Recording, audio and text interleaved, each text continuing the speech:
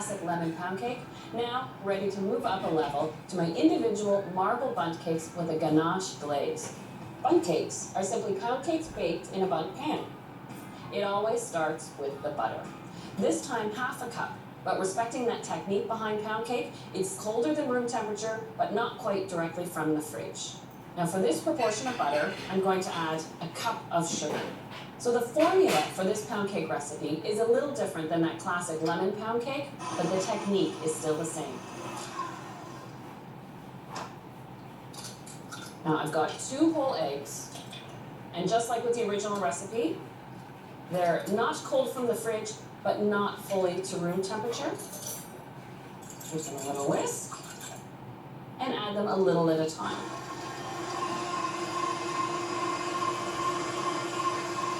Just like with my lemon pound cake recipe, sour cream is my secret ingredient. 2/3 of a cup. I'm actually making a smaller cake batter, but yet using more sour cream. This makes a softer cake batter, but it makes for easier swirling. And 2 teaspoons of vanilla, and I'll add this all at once.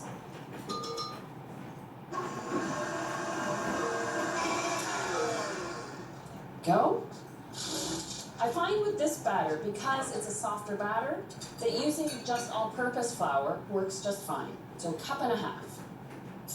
And this time, unlike the original pound cake, I'm going to add a bit of baking powder. I don't have as many eggs as I did in that original recipe, so to give the cake a little lift, just a teaspoon of baking powder sets it beautifully.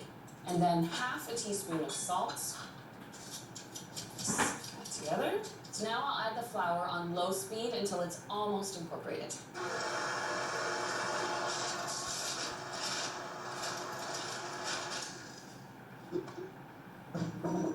And this last step, folding in the flour by hand at the very end, is that little tip to avoid the tunneling. I'll scoop about 1/3 of the vanilla batter into a separate bowl. So this is going to be the chocolate part of the marble cake.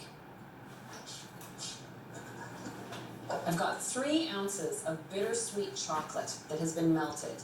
The addition of the chocolate to this batter does impact the texture of the cake, so that's why I changed the formula. A little more sour cream, the addition of that touch of baking powder, and it all balances out. I add 2 teaspoons of cocoa powder. Sift that right in. There, that intensifies the flavor and the color. Now it's time to fill the baking pans. I like to use a piping bag. That way I can pipe the vanilla and the chocolate cakes separately and swirl them together afterwards.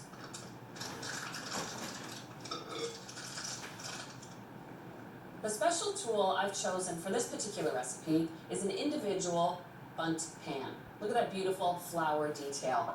What is important when you're using a bundt pan is that you grease it and then dust it with flour to ensure that the cake does not stick.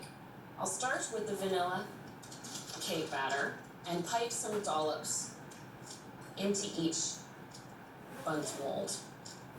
So I haven't used all the vanilla cake batter entirely, but now I'll switch to the chocolate and fill in the gaps. Whether you're baking marble cake in a large bundt pan or even in a loaf pan, you could still use this same technique. Now I just finished with a little bit of that vanilla cake batter.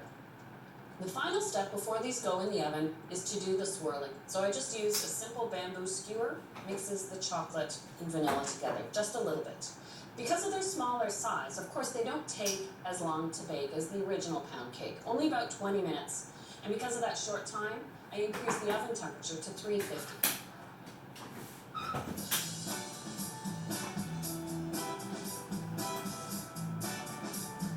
Now what is important is that you let the bundt cakes cool in the tin for about ½ hour. And you put them on a cooling rack, because now it's time for the ganache glaze. What I do is actually slice off the bottom. That way it sits level, nice and flat for presentation. To make the glaze, I've got 4 ounces of bittersweet chocolate. Heat that over a water bath, and I'll add to that a 1/4 cup of whipping cream and 2 tablespoons of butter. And you just stir this just until it's melted. There we go, silky and smooth and nice and glossy. That's the butter at work in the ganache. Now what I like to do is dip them right into the ganache. I don't like to completely submerge the Bundt cakes. That way you can see the lovely flour detail left from the Bundt pan. And there we go. So now you've really mastered the technique behind a good pound cake recipe. Let's do something altogether different. This is a dessert that will turn heads, a fondant-covered heart-shaped cake made